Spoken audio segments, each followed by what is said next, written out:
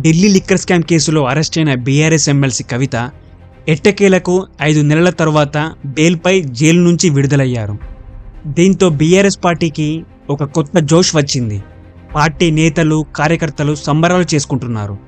కవిత కూడా ఢిల్లీలోని తీహార్ జైలు నుంచి బయటికి వచ్చాక పలు కీలక వ్యాఖ్యలు చేశారు. తాను అసలే మొండిదాన్నని, జైలుకు పంపించి జగమొండిని చేశారని, తనను ఇబ్బంది పెట్టిన వారికి ఖచ్చితంగా వడ్డీతో సహా చెల్లిస్తానని, ఇక నుంచి ప్రజాక్షేత్రంలో గట్టిగా పనిచేస్తామని చెప్పారు. దీంతో ఇప్పటికే చతికిలపడి ఉన్న బీఆర్ఎస్ పార్టీకి కవిత విడుదల ఒక ఊపునిచ్చింది. అయితే కవిత బెయిల్పై విడుదల కావడంతో బీఆర్ఎస్, బీజేపీ, కాంగ్రెస్ పార్టీలు ఒకదానికొకటి విమర్శలు చేసుకుంటున్నాయి.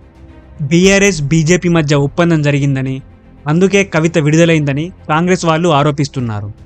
మరోవైపు బీఆర్ఎస్, కాంగ్రెస్ కుమ్మక్కైందని బీజేపీ వాళ్ళు ఆరోపిస్తున్నారు.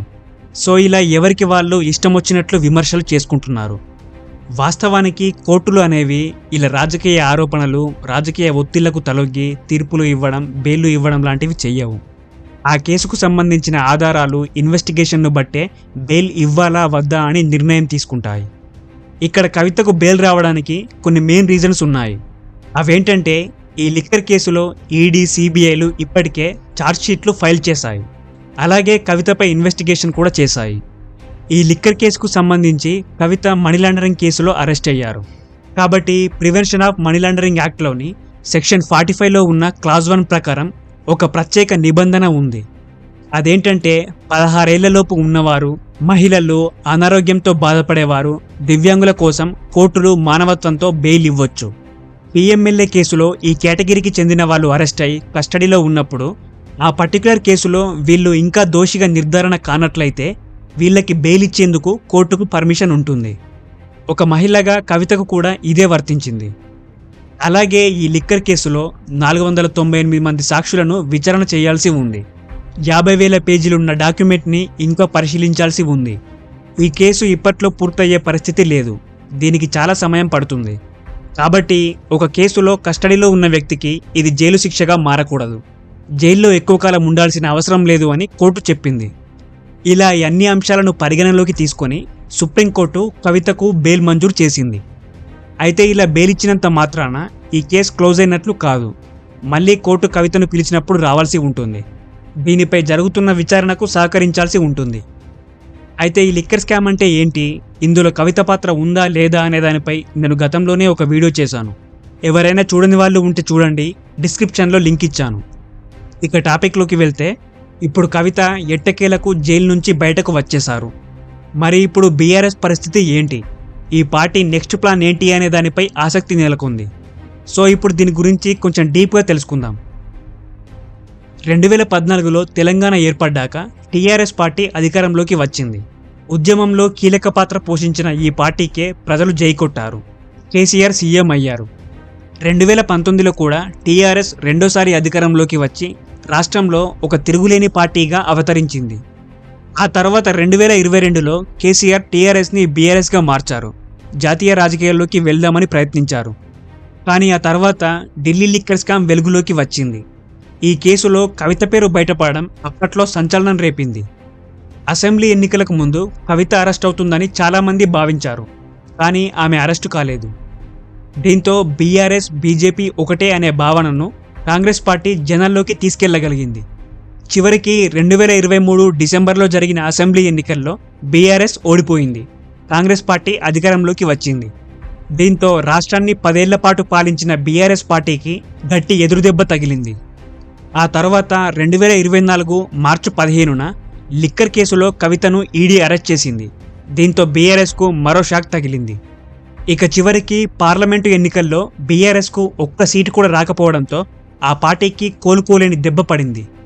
అలాగే 10 మంది బీఆర్ఎస్ ఎమ్మెల్యేలు కాంగ్రెస్లో చేరారు. ఎన్నికల్లో ఓడిపోయిన తర్వాత కేసీఆర్ కూడా యాక్టివ్ పాలిటిక్స్కి దూరం అయ్యారు. మరోవైపు కాంగ్రెస్ పార్టీ గతంలో బీఆర్ఎస్ హయాంలో జరిగిన అవినీతిని బయటపెట్టింది. పవర్ ప్రాజెక్ట్స్లో స్కామ్ జరిగిందని, కాళేశ్వరం ప్రాజెక్టులో స్కామ్ జరిగిందని, గొర్రెల పంపిణీలో స్కామ్ జరిగిందంటూ ఆరోపణలు చేసింది. ఫోన్ ట్యాపింగ్ వ్యవహారం కూడా బయటికి వచ్చింది. ఇక అసెంబ్లీ ఎన్నికలకు ముందు గ్రూప్ 1 పేపర్ లీక్ కావడంతో నిరుద్యోగుల్లో బీఆర్ఎస్ పట్ల తీవ్ర వ్యతిరేకత ఏర్పడింది. ఇవన్నీ కూడా బీఆర్ఎస్ పార్టీకి ప్రతికూలంగా మారాయి. దీంతో పార్టీ ప్రభావం చాలా వరకు తగ్గిపోయింది. ఇక బీఆర్ఎస్ పరిస్థితి అయిపోయింది, ఇప్పట్లో కోలుకోలేదనే పరిస్థితులు ఏర్పడ్డాయి. అయినప్పటికీ కేటీఆర్, హరీష్ రావు లాంటి కీలక నేతలు కాంగ్రెస్ ప్రభుత్వాన్ని ఎప్పటికప్పుడు ప్రశ్నిస్తూనే ఉన్నారు. 6 గ్యారెంటీల అమలుపై, అలాగే రుణమాఫీ అందరికీ జరగలేదనే అంశాలపై విమర్శలు చేస్తూనే ఉన్నారు. కానీ బీఆర్ఎస్ పార్టీ ప్రభావం మాత్రం అంతంత మాత్రంగానే ఉంది. అసెంబ్లీ ఎన్నికల్లో ఓడిపోవడం, లిక్కర్ కేసులో కవిత అరెస్ట్ అవ్వడం, పార్లమెంటు ఎన్నికల్లో ఒక్క సీటు కూడా రాకపోవడం, అవినీతి ఆరోపణలు ఎదుర్కోవడం, కేసీఆర్ యాక్టివ్ రాజకీయాల్లో కనిపించకపోవడం, ఇవన్నీ కూడా పార్టీకి పెద్ద మైనస్ పాయింట్స్ అయ్యాయి. అయితే ఎప్పుడైతే కవిత జైలు నుంచి విడుదలయ్యిందో బీఆర్ఎస్ పార్టీలో ఒక కొత్త జోష్ వచ్చింది. కవిత కూడా ఇక నుంచి ప్రజాక్షేత్రంలో బలంగా పనిచేస్తామని చెప్పడంతో ఆ పార్టీకి మరింత ఊపునిచ్చింది. ఇప్పటికే చతికిలపడి ఉన్న బీఆర్ఎస్ పార్టీకి కవిత విడుదల ఒక కొత్త ఊపిరినిచ్చినట్లు అయ్యింది. కానీ బీఆర్ఎస్ పార్టీకి ఇప్పుడు మరో అతిపెద్ద సవాలు ఎదురుకానుంది. అదేంటంటే మరికొన్ని రోజుల్లో పంచాయతీ ఎన్నికలు, ఎంపీటీసీ, జెడ్పీటీసీ ఎన్నికలు జరగనున్నాయి. అయితే ఈ ఎన్నికల్లో బీఆర్ఎస్ ఎలాంటి ప్రభావం చూపిస్తుందనే దానిపై ఆసక్తి నెలకొంది. కవిత విడుదలతో జోష్ మీదున్న బీఆర్ఎస్ పార్టీ దీన్ని ఇలాగే కొనసాగిస్తూ సరైన వ్యూహాలు రచించి పంచాయతీ ఎన్నికల్లో ప్రభావం చూపించినట్లయితే ఆ పార్టీ పునర్వైభవానికి బీజం పడుతుంది. ఒకవేళ ఈ ఎన్నికల్లో కూడా బీఆర్ఎస్ ప్రభావం చూపించలేకపోతే ఇక ఆ పార్టీ కోలుకోవడానికి చాలా కాలం పడుతుంది. ఇక్కడ మరో విషయం ఏంటంటే గ్రామీణ ప్రాంతాల్లో కాంగ్రెస్, బీజేపీ కంటే బీఆర్ఎస్ పార్టీకే ఎక్కువ బలం ఉంది.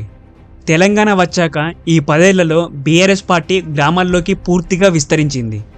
కానీ ఈసారి అసెంబ్లీ ఎన్నికల్లో అధికారం కోల్పోయాక పార్టీ ప్రభావం తగ్గిపోయింది. మరి ఈసారి జరగబోయే స్థానిక సంస్థల ఎన్నికల్లో తమ బలాన్ని నిలబెట్టుకునేందుకు బీఆర్ఎస్ ఎలాంటి వ్యూహాలు రచిస్తుందనేది ప్రశ్నార్థకంగా మారింది. ఈ నేపథ్యంలో కేసీఆర్ కూడా ఈ స్థానిక సంస్థల ఎన్నికలపై ప్రత్యేక దృష్టి సారించే అవకాశాలు కనిపిస్తున్నాయి. ఇక కవిత కూడా క్షేత్రస్థాయిలో ఎన్నికల ప్రచారంలో పాల్గొంటారు.